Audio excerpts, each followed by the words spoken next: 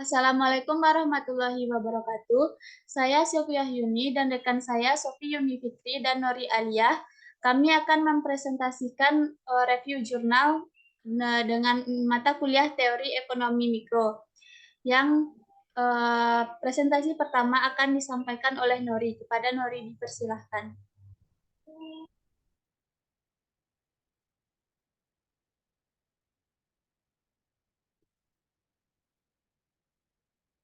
Baik, terima kasih kepada moderator. Saya akan menjelaskan review jurnal dengan judul Analisis Faktor-Faktor yang Mempengaruhi Penawaran Tenaga Kerja di Indonesia. Jurnal tersebut yaitu Jurnal Kajian Ekonomi dan Pembangunan, volume dan halaman, volume 1, halaman 907 sampai 912, dan tahun terbitnya tahun 2019, dengan penulis Elsa Andrisani dan Mike Triani, dan reviewer Nori Aliyah, Sofia Yuni Fitri, dan Silvi Wayuni. Dan tanggal mereviewnya pada tanggal 3 Maret 2023. Tujuan penelitian. Penelitian ini bertujuan untuk mengetahui yang pertama, pengaruh pertumbuhan penduduk terhadap penawaran tenaga kerja di Indonesia. Yang kedua, pengaruh upah terhadap penawaran tenaga kerja. Dan yang ketiga, pendidikan terhadap penawaran tenaga kerja di Indonesia. Objek penelitiannya itu, penelitian ini berfokus pada pertumbuhan penduduk di Indonesia, upah di Indonesia, pendidikan di Indonesia, dan penawaran tenaga kerja di Indonesia. Metode penelitian yang digunakan, metode model regresi FEM atau Fixed Effect Model. Dan jenis dan sumber datanya, penelitian ini menggunakan data panel dari 34 provinsi di Indonesia dari tahun 2013 sampai 2018. Dan hasil pembahasan dari penelitian tersebut terdapat 3, yaitu pertama, pengaruh pertumbuhan penduduk terhadap penawaran tenaga kerja di Indonesia. Berdasarkan hasil olahan data, pertumbuhan penduduk berpengaruh negatif terhadap penawaran tenaga kerja. Nilai koefisiennya minus 729.293,6%. Ini berarti setiap pertumbuhan penduduk bertambah 1%, maka penawaran tenaga kerja akan menurun sebanyak 729.293,6 jiwa. Yang kedua, pengaruh upah terhadap penawaran tenaga kerja di Indonesia. Hasil penelitian menunjukkan upah berpengaruh positif terhadap penawaran tenaga kerja. Nilai koefisiennya yaitu 0,023%. Ini berarti setiap upah bertambah 1%, maka penawaran tenaga kerja akan meningkat sebanyak 0,023%. Dan yang ketiga, pengaruh pendidikan terhadap penawaran tenaga kerja di Indonesia. Hasil penelitian menunjukkan bahwa pendidikan berpengaruh positif terhadap penawaran tenaga kerja.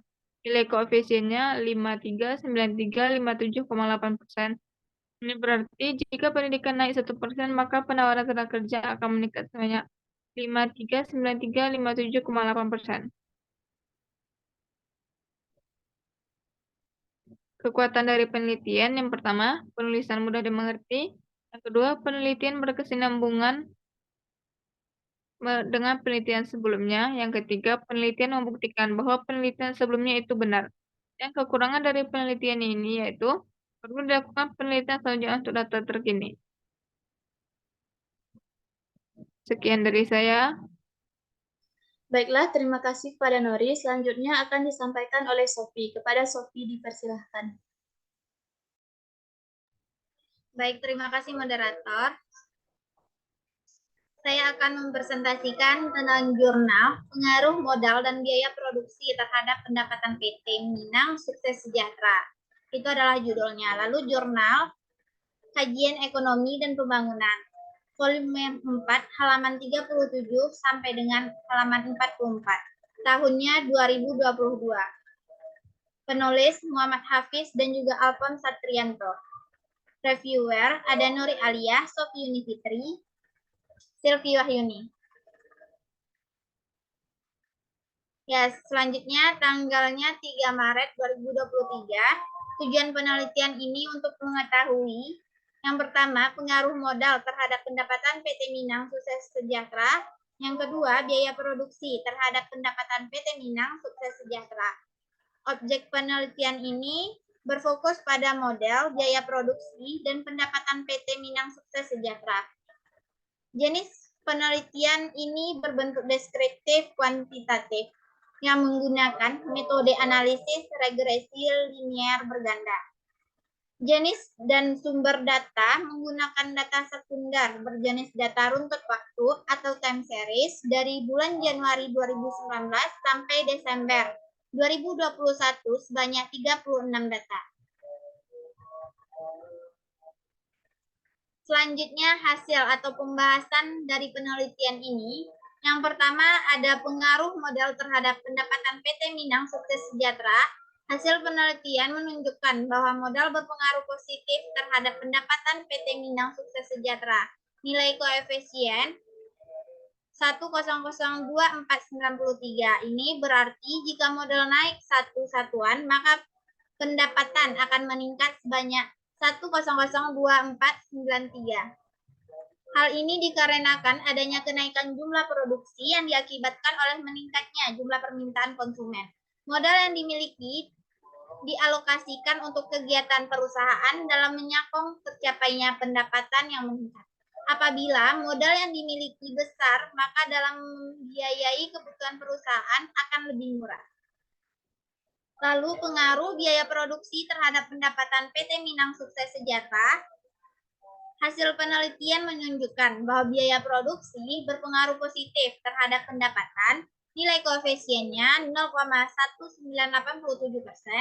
Ini berarti jika biaya produksi naik 1%, maka pendapatan akan meningkat sebesar 0,1987%.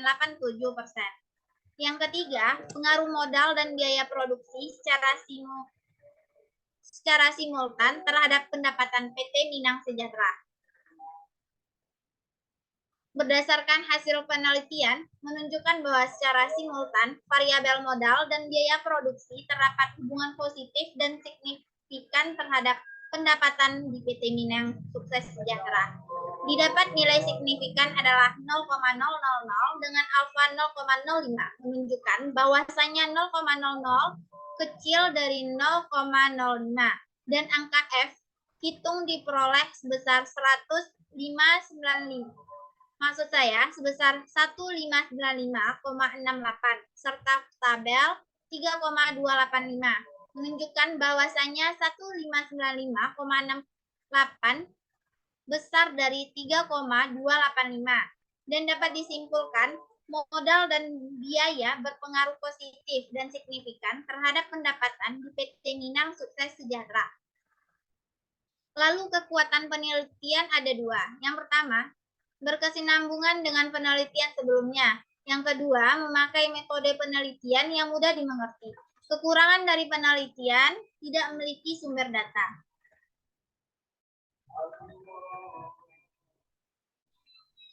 Sekian dari saya, terima kasih.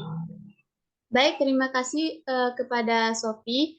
Sekian presentasi dari kami. Mohon maaf jika ada kesalahan. Assalamualaikum warahmatullahi wabarakatuh.